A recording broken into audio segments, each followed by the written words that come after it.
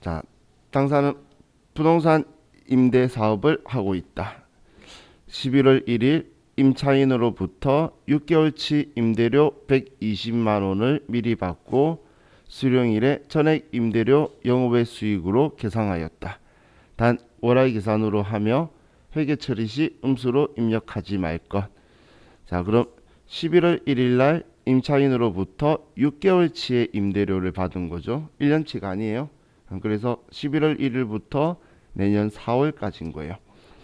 자, 그럼 우리가 받았을 때에 전부 다 영업외 수익의 임대료로 계상을 했다라고 했으니까 그럼 내년분만큼을 취소를 해야 되겠죠. 그죠? 왜냐면 올해 전부 다 임대료로 수익 인식했다라는 거니까 우리는 일단 회계 처리한 거 알았으면 얘를 반대로 뒤집는 게 우리 이연에서 기본 틀이고, 그럼 차변에 임대료라고 쓸 거고, 그럼 내년에 해당하는 건 지금 120만 원이 6개월 치면 한 달에 20만 원이죠. 그럼 네 달이 내년 21년도니까 우리는 80만 원만큼이 내년 거라서 취소할 거고, 그럼 대변에는 미리 받은 수익이다라고 해서 선수 수익이라는 계정 과목을 써주면 되죠. 그렇죠? 일단 이연가 예상할 때는 비용이면 분계에 무조건 선급 비용이 들어온다.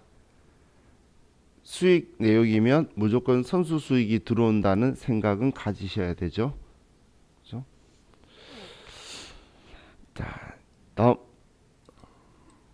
2번 기말 현재 외화 장기 차입금으로 계상된 외화 차입금 800만 원은 시티은행에서 차입한 금액으로 10,000달러고 계산일 현재 환율은 1,100원이다. 자, 이런 거 나오면 스스로 이렇게 생각을 한번 해보자라고 했죠. 자, 우린 장부에 800만 원이 적혀 있고, 자, 그리고 자, 오른쪽에다 쓸게요. 자, 기말에는 우리가 10,000달러인데 달러당 1,100원이면 우리는 1,100만 원이 돼야 되겠죠. 그러면 자, 우리는 결론적으로 증가를 했어요. 300만 원이. 그럼 300만 원이 증가를 했으면 이제 부채냐 아니면 자산이냐 보는데 계정 과목이 외화 장기 차입금으로 계상된 부채죠. 그러면 부채면 자기 자리가 대변이니까 증가시키려면 대변에 외화 장기 차입금이고, 그리고 거래처는 시티은행, 금액은 300만 원이다 이렇게 해주고, 자, 차변에는 우리가 생각을 그냥 한 번만 해보면 다 여러분들이 느끼실 거예요. 빚이 늘어났죠. 그러면 나한테는 손해겠네. 빚 늘어났으니까. 그러면 외화를 환산했는데 손해다. 300만 원 이렇게 써주면 되겠죠. 그렇죠? 그리고 그게 또 느낌이 안 오면 그냥 제가 자주 쓰는 방법. 차변이니까 비용이 자리잖아. 그럼 손실이겠지. 대변에 쓰면 수익 자리니까 뭐 외화 환산 이익이겠지. 뭐 이런 식으로 저는 생각도 해요. 저도 전표 끊다가 갑자기 얘가 이익인지 손해인지 느낌이 안 올 때 있죠. 그러면 그냥 얘 위치 보고 그냥 써요. 자, 다음 3번 문제 볼게요. 기말 재고 자산을 조사한 결과 원재료 90만 원이 부족하였다. 이는 당사 공장의 기계 장치를 수리하는 데 부품으로 사용한 것으로 확인되었다. 단 자산이 아닌 비용으로 처리할 것. 한마디로 수익적 지출 처리하라는 거네요. 그럼 내용 보면 원재료 90만 원치가 부족했으니까 그럼 부족한 원재료만큼은 지워주고, 기계장치 수리하는데 부품 쓴 거는 뭔가를 고치는 데 쓴 건 우리 수선비라는 비용 계정 과목이 있죠. 그리고 기계장치 공장 거니까 500번대 수선비로 처리하라는 거예요. 자, 그럼 자, 우리는 대변에 원재료 사용해서 없어진 만큼 지워주는데, 자, 항상 타계정으로 대체 적용 8번 잊지 마시고, 자, 그리고 차변에 얘는 수선비다 저 500번대로 해서 90만 원 이렇게 써주면 되겠죠.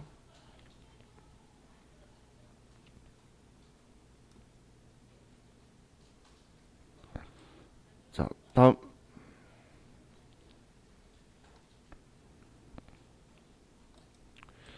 자, 4번 결산일 현재 보유 중인 매도 가능 증권에 대한 내역은 다음과 같다. 기말 매도 가능 증권 평가에 대한 회계 처리를 하시오. 단 제시된 자료만 고려하며 하나의 전표로 입력할 것. 자, 그럼 매도 가능 증권 풀 때는 이 두 가지를 먼저 생각을 하자는 거예요. 자, 여러분 문제 푸실 때 뭐 적으라는 건 아니고, 자, 지금 우리 2020년 기말인 거죠. 기말이면 전기말 장부가액이 얼마냐? 2,550이죠. 그러면 단기말 장부가액이 얼마냐? 2,400이면 150만 원만큼 내렸다는 거 알겠죠? 그럼 일단 무조건 이 금액 조정하는 게 우리의 첫 번째 목적이니까 그거부터 먼저 맞추는 거예요. 그럼 내렸으니까 대변에 매도 가능 증권을 내려줄 건데, 특별한 말이 없어도 투자자산 하는 게 원칙이지만 사람들이 이의제기 신청할까봐 이걸 적어준 거예요. 투자자산이라고 문제 적어준 거는 얘를 두 번째 거 제가 전에 말하던 그걸로 꼭 선택하라는 거고, 그럼 150만 원만큼 내렸다라고 써주는 거예요. 자, 그리고 우리 장부에 매도 가능 증권 평가의 평가 손실이 올해 취득한 거 아니면 이제 전기에 어떻게 있는지를 볼 건데, 지금 손해라는 건 알고 있죠. 그럼 이익이 있는지를 보는데 전기에 2,500에서 2,550이 되어서 50만 원의 매도 가능 증권 평가 이익이라고 전기에 했겠죠. 그럼 전기에 50만 원, 지금 150만 원 손해 봤는데 50만 원 이익 있으면 그걸 먼저 우선 상기해야 되니까 매도 가능 증권 평가 이익 50만 원을 먼저 상계해서 지워주고, 그리고 나머지 100만 원은 매도 가능 증권 평가 손실이다라고 남아 있어야 되겠죠. 자, 그리고 여러분들이 만약에 매도 가능 증권에 대해서 조금 이해가시면 검증을 항상 이렇게 하세요. 자, 지금 우리가 매도 가능 증권 평가익 쓴 거는 지운 거고, 그리고 매도 가능 증권 평가 손실 100만 원 쓴 건 이제 장부에 기록해 놓은 거죠. 그럼 우린 장부에 100만 원 손해라고 적혀 있는 건데, 그런데 우리 매도 가능 증권을 검증해 볼 때 취득한 게 2,500이죠. 그리고 지금 현재 2,400이잖아. 그럼 장부에는 100만 원 손해다라고 남아 있어야 되니까 이렇게 남아 있으면 정확한 거예요. 근데 100만 원이 아니고 다른 금액이 왔다면 취득원가하고 차이하고 일치하지 않으면 내가 실수한 거예요. 뭔가 틀린 거예요. 왜냐면 항상 결과가 취득원가하고 차이가 남는 게 매도 가능 증권의 특징이에요. 평가를 하든 처분을 하든 내 장부에 남는 거는 취득원가하고의 차이가 남을 거예요. 그래서 검증하실 때 그렇게 검증해 보시면 돼요. 자, 그럼 이제 다음 문제를 보면, 전기에 유동성 장기 부채를 대체한 중앙은행의 장기 차입금 2천만 원에 대하여 자금 사정이 어려워 상환 기간을 2년 연장하기로 계약하였다. 자, 이번에는 장부에 계정 과목이 뭐라고 적혀 있죠? 유동성 장기 부채라고 적혀 있는 거죠. 전기의 유동성 대체했다라는 건 장기 차입금을 유동성 장기 부채로 해뒀잖아. 그런데 이걸 다시 2년 연장하면서 장기 차입금으로 다시 바꿔란 이야기죠. 평소에 우리 유동성 대체하는 거에 반대예요. 어떻게 보면 비유동성으로 대체한다고 봐야 되겠죠. 그런 표현은 안 쓰지만, 그럼 우리 유동성 대체 분계의 반대로 차변에 이제 유동성 장기 부채를 써서 지워주고,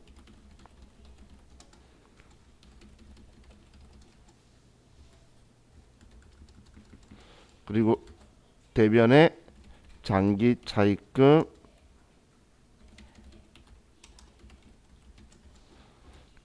2천만 원이다. 이렇게 써줄 거예요. 그냥 붕괴 뒤집은 거죠. 다시 장기 차익권으로 만들고, 그리고 올해만은 상관없지만 내년 말 기말 되면 또 다시 뒤집을 거예요. 그죠? 그럼 이번 거는 자동 계산 들어갈 거 없이 전부 다 수동 계산이었네요. 그죠? 그럼 뭐 수동 계산 그래도 몸풀 겸 한번 입력해 봅시다. 일반 전표 12월 31일 날.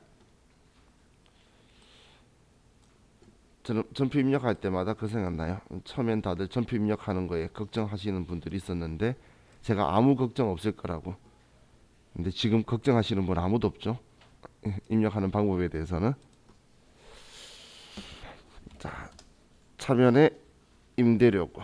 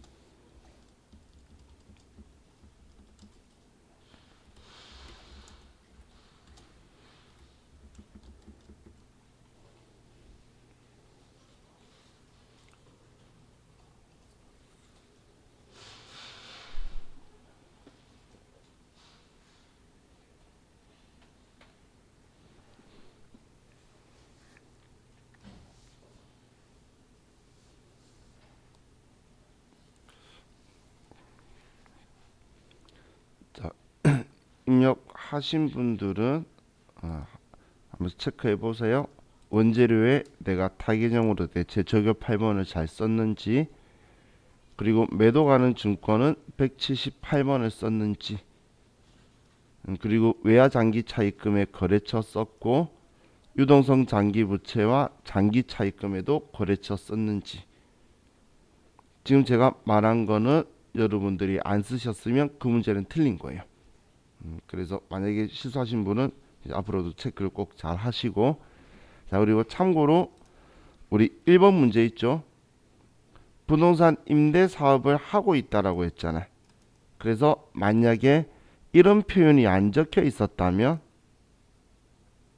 영업외 수익이라는 표현으로 안 적혀 있었다면 우리는 이 임대료라는 계정 과목을 900번대 임대료가 아니라 부동산 임대 사업을 하면 임대료 받는 거는 영업 수익이죠. 우리 부동산 임대 공고가 임명세사 때 이야기했었잖아요. 그렇기 때문에 임대료 수입인 이걸 써야 됐을 거예요. 만약에 영업외 수익으로 하란 말이 없는데 부동산 임대업을 하고 있다라고 말만 적혀 있었다면, 그럼 우리는 부동산 임대업이 우리의 주 업종 중에 하나니까 그러면 400번대를 썼을 건데, 그런데 문제에서 영업외 수익으로 처리했다고 하니까 이걸 취소한 거예요. 아니었으면 받았을 때 이걸로 처리했다는 이야기거든. 우리 영업수익이 400번대요. 그래서 지금은 취소한 거니까 받았을 때 뭘로 처리했는지 생각을 해야 되는 거죠. 그래서 이번엔 이 지문에 적혀 있었기 때문에 900번대로 한 거예요. 조금 언밸런스 하죠. 자, 이제 우리 다음 회차로 넘어갑시다.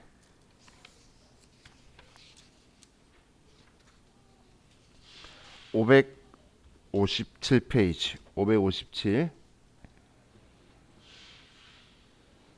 자, 그리고 회사는 278번이네요.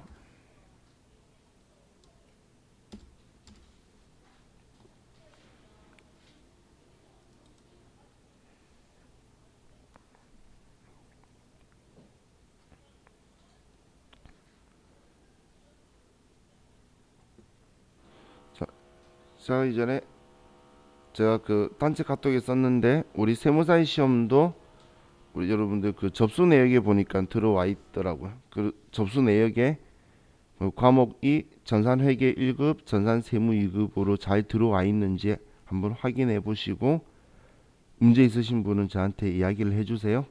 우리 전부 다 접수하신 것 같은데 모두 다 그럼 확인하시고 혹시 잘못돼 있을까봐 지금 바로 잡으려고 확인하라고 하는 거니까 그죠? 그래서 한 번만 봐주세요. 저 전에 말했죠. 저도 덤벙거리는 사람이고 세무사의 직원도 저만큼 덤벙거리는 직원이에요. 그렇기 때문에 혹시 실수가 있을까봐 지금 보라는 거 아니에요.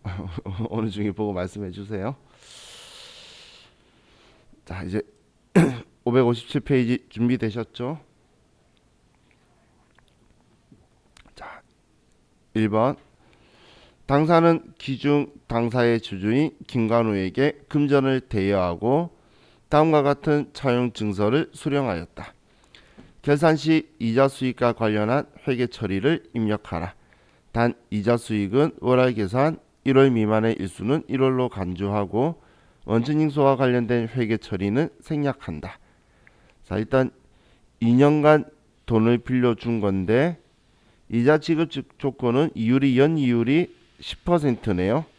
그리고 만기할 때 원금 상환 시 이자를 지급한대요. 자, 원금 상환 기간은 뭐 2년 뒤고, 자, 그럼 우리한테 필요한 거는 빌려준 돈이 2억 4천만 원이고 이자율이 10%고 그리고 올해에 해당하는 거는 9, 10, 11, 12 네 달이다, 그죠? 그러면 올해 기속되는 이자 수익을 인식하라는 거니까 올해 이자를 먼저 계산을 해보면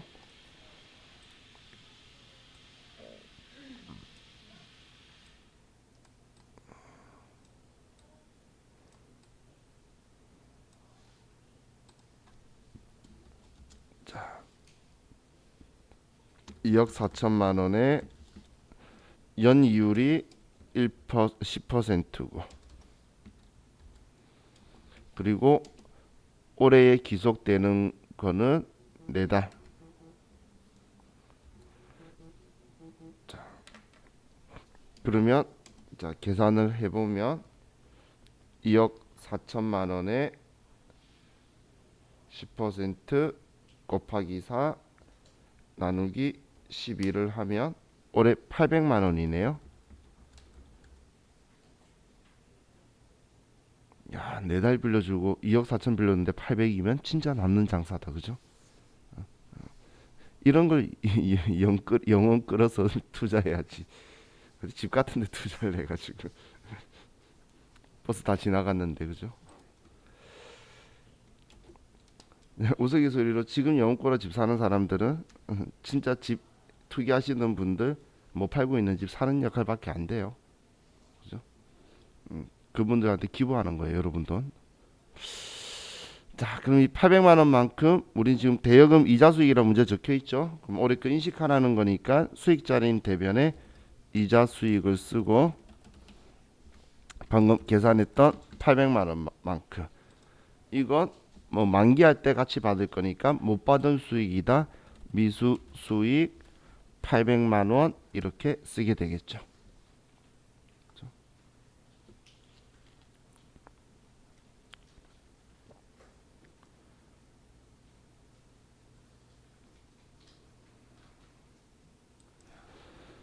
자, 다음 2번. 자, 단기 중 현금 시재가 부족하여 현금 과부족으로 처리했던 13만 원을 결산일에 확인한 결과 내용은 다음과 같다. 단 관련 회계 처리는 결산일로 하고 하나의 전표로 입력하며 기중에 인식된 현금 과부족은 적절히 회계 처리되었다고 가정한다. 자, 영업부 매출 거래처 대표이사 자녀 결혼 축의금 적절한 계정 과목 접대비네. 그죠? 자, 그리고 원재료 매입 시 운반비 지급액 누락분. 자, 이건 계정 과목 뭐죠?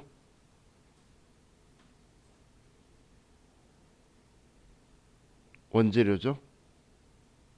그죠? 원재료 취득시 부대 비용이잖아. 또 운반비 생각하면 안 돼요. 그죠? 자, 그럼 얘 14만 원 다 찾았네. 자, 우리 현금과 부족의 뭐 위치가 차변에 있어서 대변 보내야 된다. 그거 생각 못하시 안 날 때, 그다음 차선책 중에 한 개가 전에 장부를 보는 건데, 자 이런 경우에도 여러분들이 원인을 다 알죠? 그럼 접대비예요. 접대비 차변에 쓸 거예요? 대변에 쓸 거예요? 비용인데 차변에 쓰겠죠. 그러면 접대비 비용이니까 우린 차변에 쓸 거잖아요. 그럼 접대비다 매출 거래처 800번이면 금액이 얼마든 대변이 현금가부족이라고 생각하시면 돼요. 현금가부족 위치 때문에 많이 곤란하게 생각하시는 분이 가끔씩 있어요. 다 풀어놓고 보면 계정 과목들은 다 맞는데 차변 대변이 뒤집어지는 게 현금가부족 기준으로 보다가 생각 잘못해서 뒤집어지는 거예요. 그래서 오히려 거꾸로 다른 계정 과목들을 먼저 잡으면 되겠죠. 그럼 얘는 13만 원이고 접대비는 10만 원이고, 그럼 나머지 3만 원은 원재료다라고 써주면 되겠죠.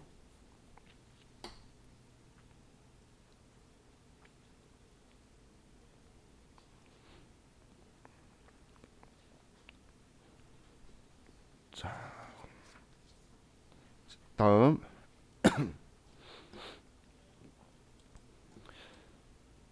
자 기말 현재 보유하고 있는 감가상각 자산은 다음과 같다. 감가상각비와 관련된 회계 처리를 하시오. 제시된 자료 이외에 감가상각 자산은 없다고 가정하고 월할 상각할 것. 자, 지금 2020년도에요. 근데 2018년도에 샀죠. 그리고 정해법이잖아. 정해법은 취득한 해와 마지막 사용이 종료되는 해를 제외하고는 그냥 1년분이 다 똑같은 거예요. 그죠? 그래서 올해 취득한 거 아니면 큰 신경 쓸 거 없어요. 그리고 잔존 가치가 없대. 정의법인데 그럼 취득 가격 2,500을 5로 나누면 1년에 500만 원이죠. 그럼 올해 500만 원이다라고 적어두면 되겠네. 아래 실금 보니까 대손충당금 그리고 법인세 자동 계산 가는 게 편하죠. 그러면 얘도 간 김에 차량 운반구 영업부 판관비에 있는 차량 운반구에 500만 원 써놓으면 되겠죠. 그래서 500만 원. 만약에 올해 7월 1일 날 취득했다면 500만 원의 절반이겠지. 원래 7월 1일 사든가 뭔가 하는 게 우리한테 제일 좋은 거예요. 절반이잖아. 그죠? 월할 계산 시키는데 7월 달에 발생을 하면 절반이라서 제일 좋아요. 우리 이용가 예상할 때도 7월 1일 날 보험료 납부하면 다들 좋아해요. 막몇 곱하기 나누기 할 필요 없이 그냥 절반 생각하면 되니까. 그래서 그런 경우엔 절반이겠지만 지금은 1년치 전부 다다. 그래서 500이에요. 자, 그럼 4번 문제는 외상 매출금 단기 대여금 1%. 자, 이거 항상 표시해 두세요. 이번엔 매출 채권 아니에요. 외상 매출금 단기 대여금 1%. 이것만 주의하셔서 이따 우리 자동 계산 가서 합시다. 다음 5번에 기발 계산서상 법인세 등은 1,500만 원으로 예상. 뭐 600하고 50에서 650 되어 있는 거 이거 신경 안 써도 돼요. 계산 자료 입력하면 650이 선납세금으로 들어가 있을 거예요. 자, 그럼 우리 일단 수동 계산으로 두 개만 입력하면 되겠다. 그죠? 1번, 2번. 그럼 1번, 2번만 우리 먼저 일반 전표 12월 31일 날 대변에 이자 수익에다가 800이었나요? 800만 원. 차변에 미수 수익 800. 대변에 현금 가보죠.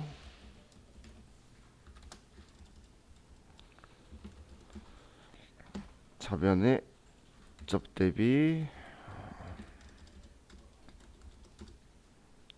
나머지는 원재료.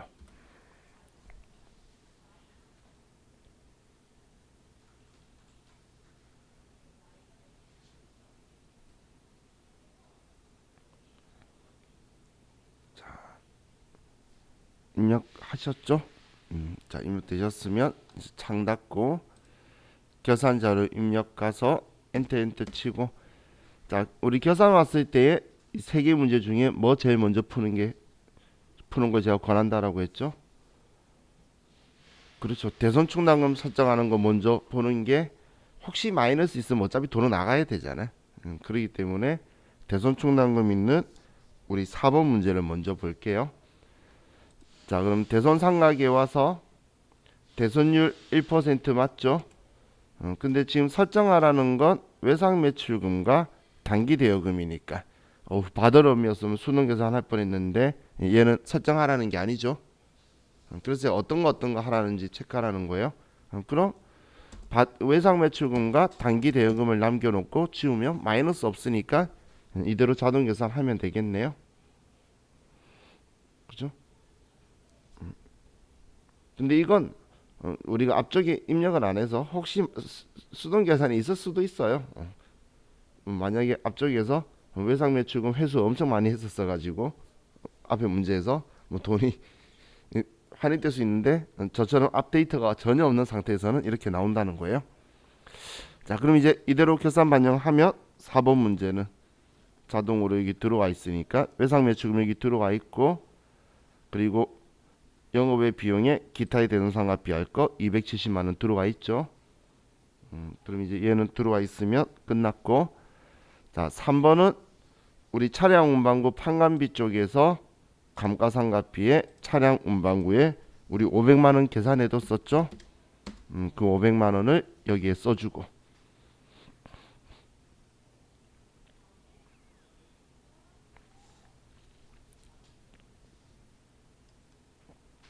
자, 이제 법인세 문제는 화면 제일 아래에 선납세금 제가 650 들어와 있을 거라 그랬었죠.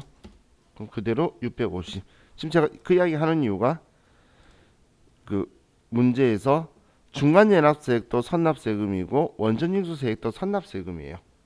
근데 시험은 알리바이 맞춰둘 거기 때문에 얘 둘이 합친 값은 항상 2니까 굳이 이거 무슨 내용인지 보면서 더하기 하고 있을 필요 없다는 거예요.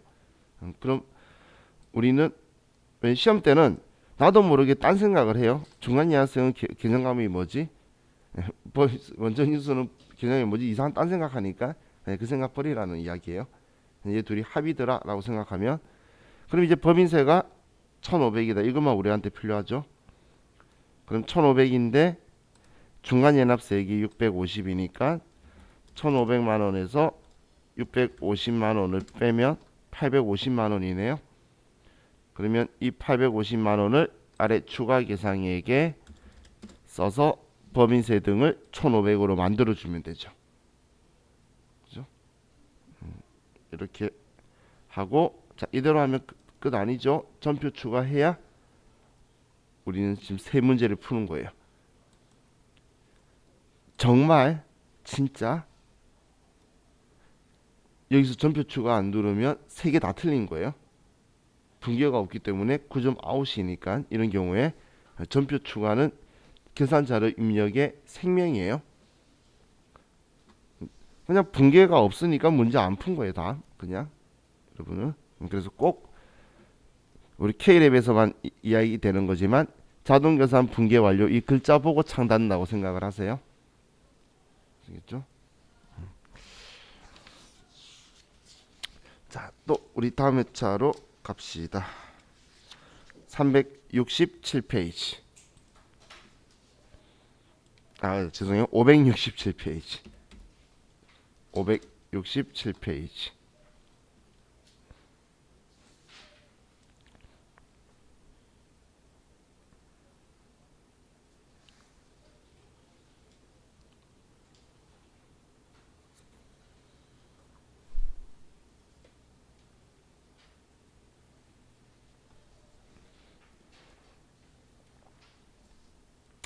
자, 회사는 279번.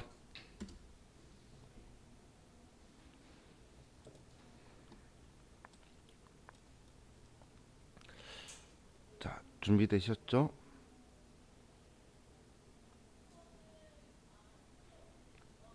자, 8월 1일 공장 화재보험료 600만 원을 한국화재보험에 지급하고 전액 비용 처리하였다.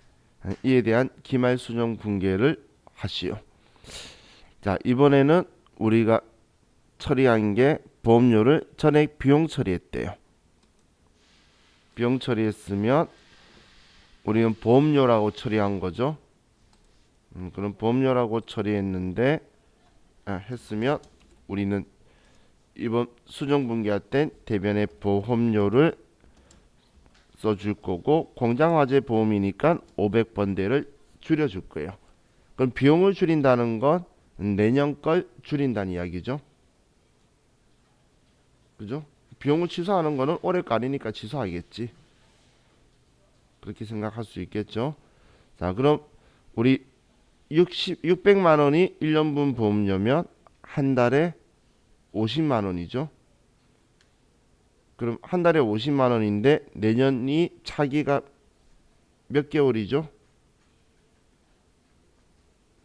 7달이죠. 자, 이렇게 봐요. 저는 산수 못하는데 손가락 쓰기 귀찮아서 8월달 시작했잖아. 그럼 내년 7월 31일이겠지. 그러면 7월달이니까 내년 7달이다. 이렇게 그냥 봐요. 그러면 50만 원이니까 7달. 그럼 350만 원이 내년 거라는 거죠. 그럼 내년 보험료 350만 원을 취소하고 그리고 차변에 상급 비용이다. 내년 비용이다. 350만 원 이렇게 처리하면 되겠죠. 저는 그래서 올해 거 세는 게 제일 힘들어요. 내년 거는 더 쉬운 것 같아. 그래서 올해 거는 제가 손가락을 써요. 왜냐면 말로만 막 8, 9, 10, 11, 12 해놓고서 몇 개 셌는지 기억이 안 나더라고. 그래서 손가락 세는데 내년 거는 숫자가 보이니까. 자, 다음 두 번째, 기말 현재 장기 대여금 계정 과목 중에는 레토나사의 외화로 빌려준 900만 원이 계상되어 있다. 기말 현재 기준 환율은 1달러당 1,200원이다. 정말 외화 문제 잘 나오죠? 그래서 제가 외화 문제 나올 거예요 라고 이야기한 게 진짜 많이 좋아하더라고요. 자, 그럼 먼저 이럴 때는 항상 장부에 얼마 적혀 있는지 900만 원. 그러면 기말 우리가 기준 환율로 하면 10,000달러인데 달러당 1,200원이면 1,200만 원. 그러면 얘는 지금 우리가 300만 원이 올랐어요. 계정 과목 봤더니 계정 과목이 장기 대여금. 그러면 자산이죠. 자산을 300만 원치 높여주면 되겠네요. 차변에 장기 대여금 레토나 300만 원. 대변에 이번에 이익이에요, 손해예요? 자산이 늘었어요. 그럼 나한테는 이익이겠죠, 당연히. 그래서 외화 환산 이익이다 300만 원. 지금 우리 계산 문제 풀고 있으니까 계속 외화 환산이죠. 환산이익, 환산손실. 일반 전표, 매매처 전표에서는 외환차익, 외환차손. 계산에서만 외화 환산이익, 외화 환산손실. 이거 쓸 거예요. 자, 다음 3번. 이기 확정신고 기간에 부가가치세와 관련된 내용이 다음과 같다고 가정한다. 입력된 데이터는 무시하고 12월 31일 부가가치세 예수금과 부가세 대급금을 정리하는 회계 처리를 하시오. 단 납부세액 또는 환급세액은 미지급세금 혹은 미수금, 경감세액 공제는 자비익, 가산세는 세금과 공과로 회계 처리할 것. 자, 이것 전에 제가 말해줬던 틀에다가만 딱 집어넣으면 분계는 끝나겠죠. 자, 부가가치세 정리하는 문제의 첫 시작 틀이 차변에 부가세 예수금을 보내고 장부에 845만 원 적혀 있죠, 문제에. 그리고 대변에 부가세 대급금 1,240만 원. 자, 그리고 자, 전자신고 세액공제 이건 나한테 이익인 거죠. 세액공제 빼주니까. 그러면 이거 잡이익이라고 대변에 쓰고 얘 금액은 10,000원. 전자세금계산서 미발급 가산세. 가산세는 벌금 세금이라서 비용인 세금과 공과는 비용이죠. 세금과 공과 800번대.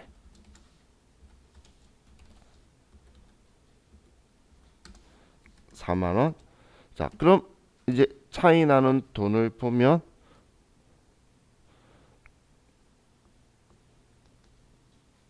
대변이 1241만원인데 그럼 차변이 392만원이 모자라네요. 자, 그럼 차변은 부채 자리가 아니죠. 여러분 미지급 세금 부채 느낌 드시죠? 미수금은 자산이에요. 그럼 차변에 미수금이라고 써주면 되겠네요. 그렇죠?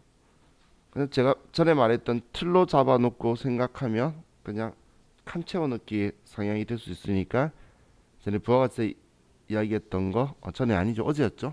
했던 거 그때 생각하시면 편하게 하실 수 있을 것 같아요. 자, 다음 4번 기말 재고 자산의 내역은 다음과 같다. 기말 재고액 및 비정상 감모 손실과 관련된 계산 사항을 입력하시오.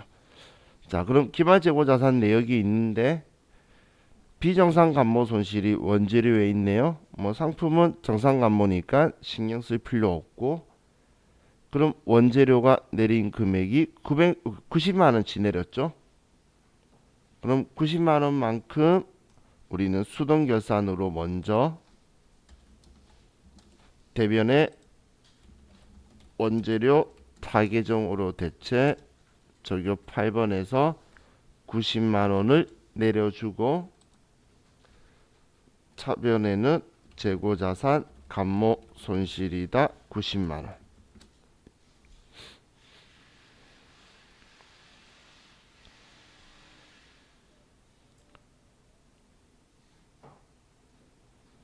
자, 나중에 이제 자동 결산 가서 우리 계산자를 입력할 때는 당연히 감모 손실은 전부 다 실제 재고액을 쓸 거예요. 다 커서가 안 들어가. 그래서 전부 다 실제 재고액이 정상 감모든 비정상 감모든 전부 다 실제 재고액을 써주는 거죠. 입력할 때는. 자, 다음 5번은 유형자산에 대한 감가상각 내역을 결산에 반영하시오. 그냥 이 감가상각 단기 감가상각비니까 올해 거 줬으니까 입력만 하면 되죠. 그럼 우리가 할 거는 생산인 거는 500번대 쪽에 매출 원가 있는 500번대 감가상각비로 처리할 기계장치에 오른쪽 그 아래 두 개는 오른쪽 용도 보시면 영업부 대표이사 얘는 판관비에 있는 감가상각비의 비품 차량 운반구 이렇게 쓰면 되겠죠. 자, 그럼 이제 우리 수동 계산해야 될 거 총 분계 4개 해야 되겠네요. 분계 4개부터 먼저 할게요. 자, 일반 전표 12월 31일 날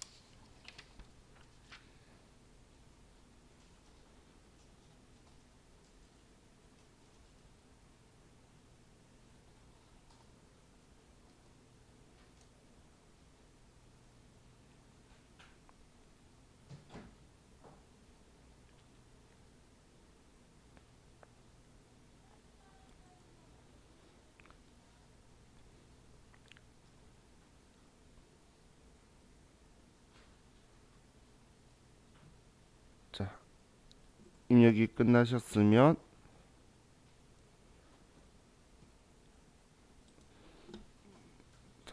결산자료 입력으로 가서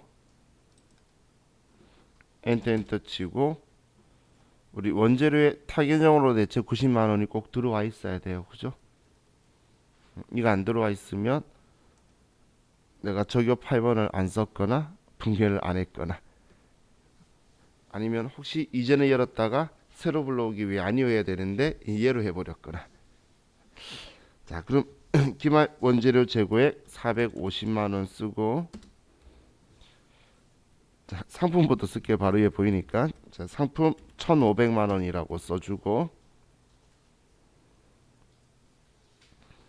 그리고 아래 제품 기말 제품 재고액에 1,400만 원이라고 써주고.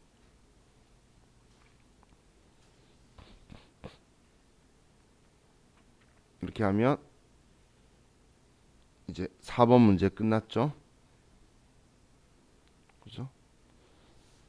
다음 5번은 기계장치는 우리 500번대 감가상각비 매출 원가 쪽에 있는 매출총액 위에 여기 기계장치에다가 500만 원이라고 쓰시고,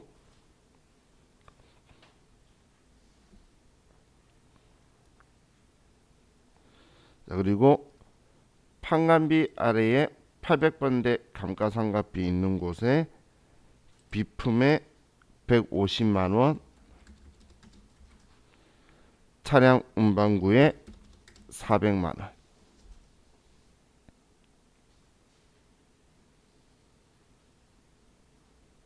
자, 이렇게 하고 전표 추가를 하면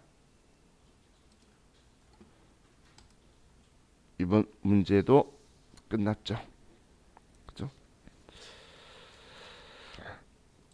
자, 우리 이번 시간은 여기까지 하고 이제 쉬었다가 또 다음 회차 계속 합시다. 쉬었다 할게요.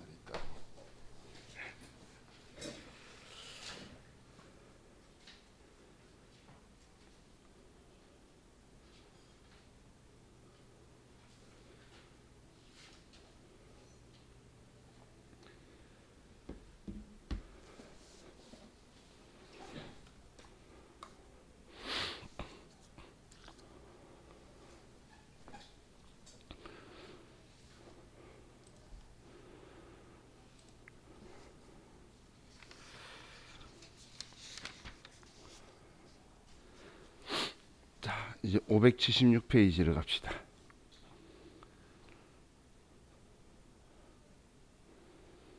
576페이지.